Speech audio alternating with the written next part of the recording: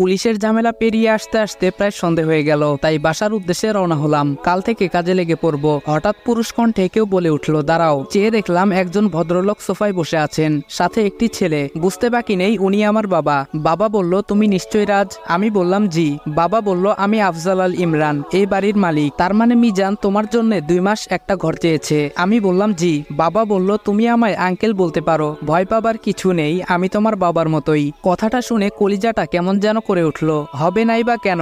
নিজের বাবা বলছে উনি নাকি আমার বাবার মতো। যাই হোক, এসব ভেবে লাভ নেই। আমাকে আমার লক্ষ্য থেকে সরে যাওয়া যাবে না, কিছুতেই আমি দুর্বল হব না। বাবা বলল, এই হলো আমার ছেলে আশরাফ আল ইরফান। আমি বললাম, আসসালামু আলাইকুম। ভাইয়া বলল, ওয়ালাইকুম আসসালাম। তখনই একটা ফোন আসায় ভাইয়া বেরিয়ে চলে গেল। বাবা বলল, তা রাজ, আমি শুনলাম তুমি নাকি তোমার আন্টিকে কিছু শর্তের কথা বলেছো? আমি বললাম, না আঙ্কেল। বাবা বলল, মানে? আমি বললাম, আসলে আঙ্কেল, ওইগুলো আমার শর্ত নয়, অনুরোধ। বাবা বলল, কিন্তু কেন? আমি বললাম, এখন আমি কিছু বলতে পারবো না, যদি আপনাদের কোনো সমস্যা হয় তাহলে বলে দিতে পারেন।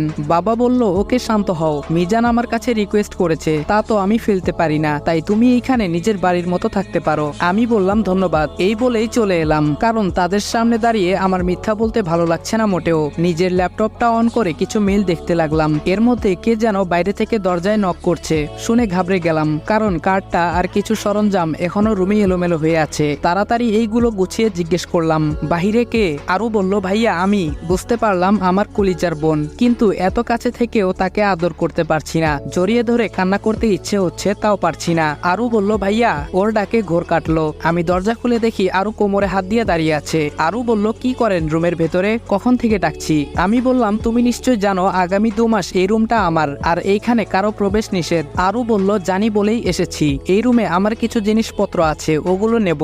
আমি বললাম, ওকে নিয়ে যাও। আরু ওর নিজের জিনিসপত্রগুলো নিয়ে চলে গেল। আমি কিছুক্ষণ বোনটাকে দেখলাম মন ভরে। তারপর রাতে খাবারের জন্য রেস্টুরেন্টে চলে গেলাম। যদিও mister and Mrs Al request করেছেন তাদের সাথে খাওয়ার জন্য, কিন্তু আমি খাইনি। একটা ইগো কাজ করছে। পরের দিন সকালে আমি কিছু কাগজপত্র গুছিয়ে নিয়ে রওনা দিলাম ইন্টারভিউ দিতে। একটা কোম্পানির পোস্টে টিকে যাই। আমার মতো ছেলেকে দেখলে কোন কোম্পানি চাকরি দেবে না? যেমন দেখতে তেমন সব কাগজপত্র, একদম খাপে খাপ। এ যেন পূর্ব পরিকল্পনা। হ্যাঁ, তাই তো। তবে এটা শুধু আপনারা জানেন, অন্য কাউকে বলবেন না কিন্তু। আমি এই অফিসে কাজ করতে লাগলাম এবং খুব অল্প দিনেই বসের খুব প্রিয় হয়ে উঠলাম। কিন্তু এই অফিসের আসল বসটাকে তা আজও জানতে পারিনি, কারণ আমি যাকে বস বলছি উনি আসলে ম্যানেজার। বস নাকি অফিসে আসেন না, আড়ালে থেকে কাজ করান। কিন্তু আমার তো বসকেই দরকার, আমার টার্গেট তো উনি। দেখতে দেখতে 1 মাস পেরিয়ে গেল।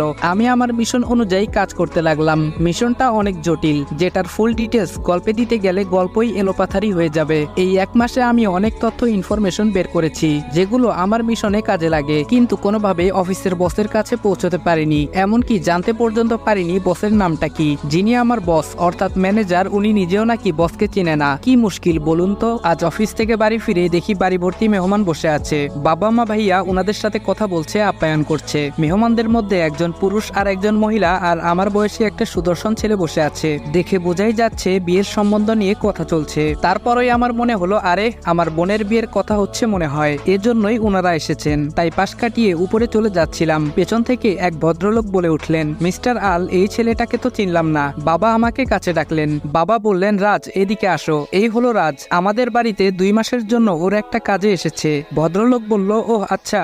আমি ওনাদের সাথে কৌশল বিনিময় করে চলে আসছি। সিঁড়ি দিয়ে উঠতে যাব, এমন সময় দেখতে পেলাম যেন আসমান থেকে কোনো পরী নেমে আসছে আমার রাজকন্যা বোনটার সাথে, আর অন্য পাশে ভাবি। কিছুক্ষণ তাকিয়ে থেকে রুমে চলে এলাম, আর বসে বসে ভাবছি, মানুষ তো এসেছে আমার বোনের হবু শ্বশুর বাড়ি থেকে, তাহলে ওর এইভাবে সাজার কি আছে?